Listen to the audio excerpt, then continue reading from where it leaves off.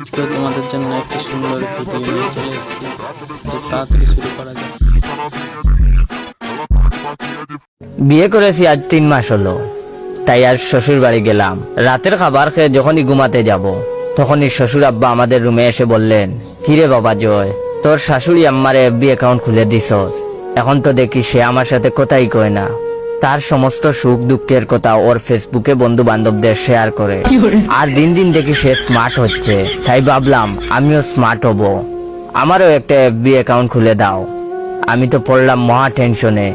এমনিতেই শাশুড়ি আম্মারে আসমা বেগম থেকে প্রিন্সেস আসমা বানিয়ে দেওয়ার কারণে শাশুড়ি আম্মা স্মার্ট হয়ে গেছেন।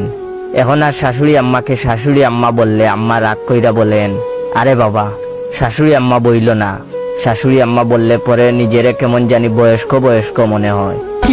তার চেয়ে বাবা তুমি আমার নাম ধরে প্রিন্সেস আসমা বলে ডাকবা। আর এখন যদি শাশুড়ি আব্বারে আইডি খুলে দেই, তাহলে শাশুড়ি আম্মার মতো তিনিও কুদ্দুস মিয়া থেকে রকিবাই হতে চাইবেন।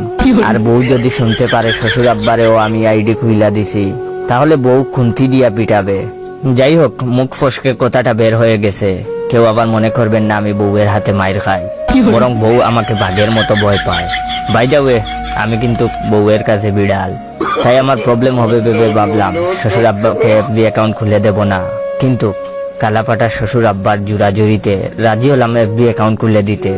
তো শ্বশুর আব্বাকে বললাম, বাবা